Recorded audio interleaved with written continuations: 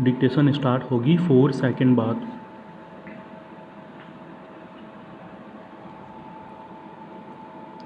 Start. मैंने मन, शरीर और आत्मा के बीच एक संबंध देखा है, पर मैं इस बात को लेकर भी उत्सुक हूँ कि कैसे दो मरीजों का एक सी बीमारी, एक ही डॉक्टर के उसी इलाज के बाद भी परिणाम अलग अलग होता है।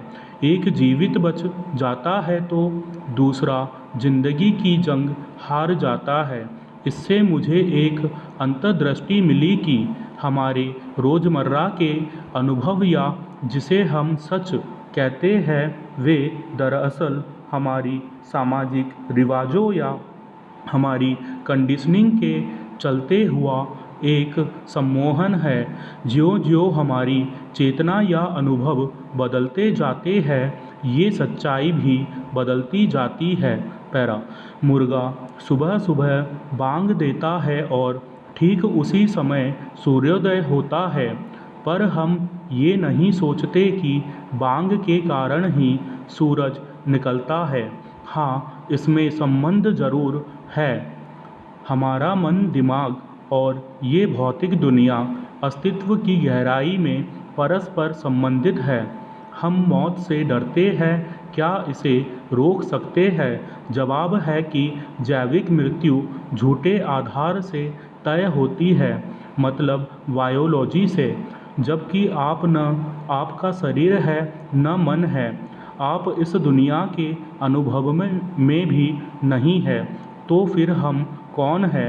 ऐसा क्या है जो सिर्फ हमारा अनुभव ही जानता है? जैसे लाल रंग भौतिक दुनिया में कहीं भी ये रंग है या ये सिर्फ अनुभव है? मैं गारंटी देता हूँ कि संसार में कोई भी वैज्ञानिक नहीं बता सकता कि ब्रह्मांड में लाल रंग एक भौतिक इकाई के रूप में मौजूद है। ये हमारी चेतना का अनुभव है। जब आपको एहसास होगा कि हर वो चीज़ जो आप मानते हैं कि सच है, वह असल में है ही नहीं।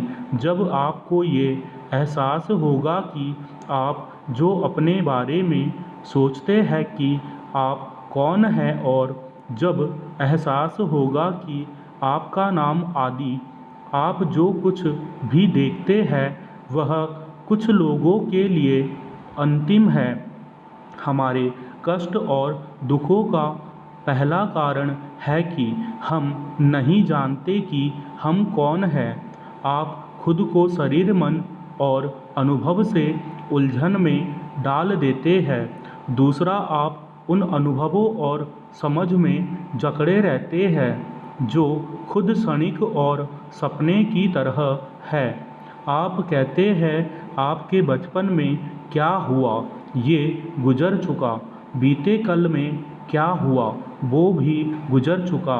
जर्मन दार्शनिक विटगेन्स्टाइन कहते हैं हम सोए हुए हैं, हमारी जिंदगी स्वप्न है, पर कभी कभार हम ये जानने के लिए सोकर उठते हैं कि हम सपना देख रहे हैं। जब इस दहलीज को लांघकर आप उठते हैं तो अपने सच्चे स्व के प्रति जाग जाते हैं, जो कि शरीर या मन नहीं है, बल्कि जागरूकता है जिसमें ये सारे अनुभव घटित होते हैं। स्वप्न से जकड़े रहना कष्ट का दूसरा कारण है।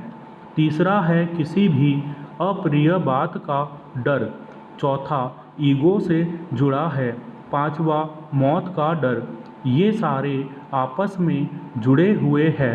सबसे बड़ा सवाल है जो हर किसी को पूछना चाहिए, मैं कौन हूँ, क्या हूँ? ध्यान की स्थिति में जाकर आपको इस उजागर सच का एहसास होगा।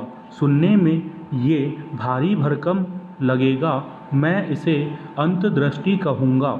ध्यान, माइंडफुलनेस, शरीर के प्रति जागरूकता, दिमाग के प्रति जागरूकता, ये अंततः आपको जागरूकता के प्रति भी जागरूकता की ओर ले जाता है। पैरा। अभी जो आप महसूस कर रहे हैं वह जागृत अवस्था की चेतना है। खुली आँखों से इस दुनिया को, अपने शरीर को महसूस करना जागृत अवस्था की चेतना है। अब अपनी आँखें बंद करें, आपको चेतना की एक अलग ही दुनिया नज़र आएगी, जहाँ आप भौतिक दुनिया का अनुभव ही नहीं कर पाएंगे, बल्कि आप तस्वीरों, विचारों, भावनाओं, कहानियों का अनुभव कर पाएंगे। आँख बंद करते ही भौतिक दुनिया गायब हो जाएगी, सिर्फ मानसिक दुनिया शेष रह जाएगी। इस विचार से पीछा छुड़ा ले कि दुनिया भौतिक है। जैसा रूमी कहते हैं, मौन ही ईश्वर की भाषा है, बाकी सब तो उसका एक बेकार सा अनुवाद है। स्टॉप।